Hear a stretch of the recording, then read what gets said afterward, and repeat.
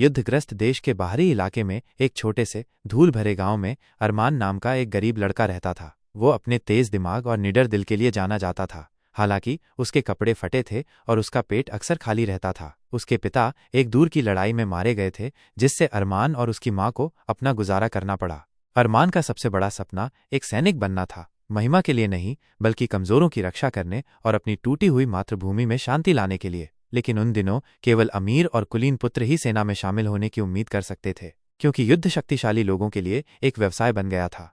एक गर्मी की शाम शाही सेना अरमान के गांव से गुजरी। उनमें जनरल डेलन भी सवार थे, जो एक महान कमांडर थे जो अपने क्रूर अभियानों और कभी कभार दया के कार्यों के लिए जाने जाते थे। अरमान हमेशा की तरह साहसी सड़क पर भागा और चिल्लाया, सर, मुझे अपनी सेना में शामिल होने दे, मैं अपनी योग्यता साबित करूंगा। सैनिक हंसे, लेकिन जनरल लड़के के साहस से इंट्रिग्ड अपने घोड़े को रोक दिया।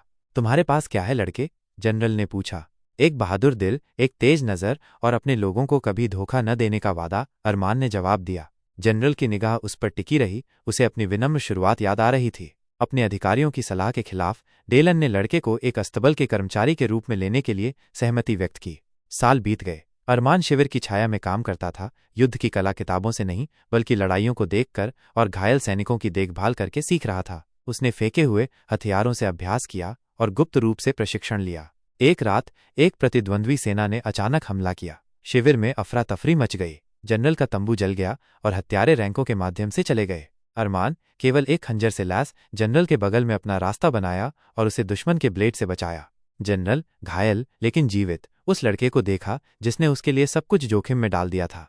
तुमने खुद को है अरमान, डेलन ने कहा। आज से तुम मेरे गार्ड के एक सैनिक हो। अरमान रैंकों में ऊपर उठा। उसका नाम सम्मान के साथ फुसफुसाया गया। समय के साथ वो एक कमांडर बन गया जिसे लोग प्यार करते थे और दुश्मन डरते थे। उसने अपना वादा कभी नहीं भूला, कमजोरों की रक्षा करने और शांति के लिए लड़ने का।